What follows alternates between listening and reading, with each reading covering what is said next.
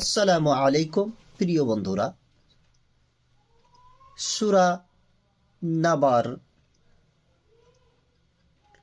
18 নম্বর আয়াত এবং তার ব্যাখ্যা। ইয়াউমা ইউনফাখু ফিস-সূর ফাতাতুনা আফওয়াজাহ, সেদিন সিংহায় ফুৎকার দেওয়া হবে এবং তোমরা দলে দলে সমাগত হবে।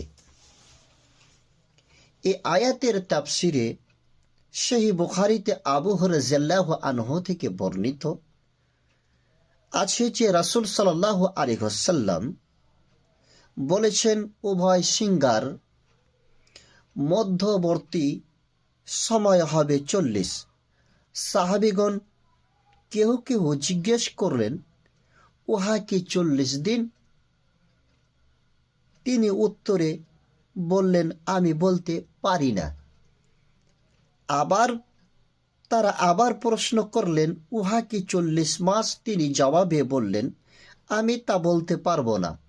তারা পুনরায় জিজ্ঞেস করলেন, উহা কি 40 বৎসর? তিনি উত্তরে বললেন, আমি এটাও বলতে পারছি না।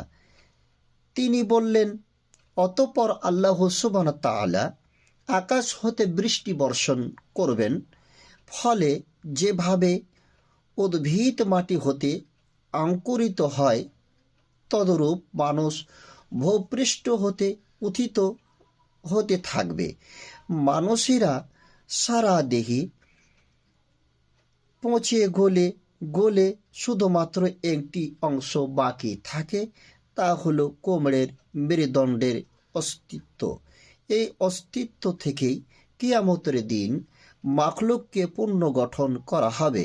ফতহুল বারী ৫ম খণ্ড ৫৫৮ নম্বর পৃষ্ঠা অথবা হাদিস। প্রিয় সবারই উপস্থিতি, এ হচ্ছে সূরা নাবার 18 নম্বর আয়াতের তরজমা এবং তাফসীর।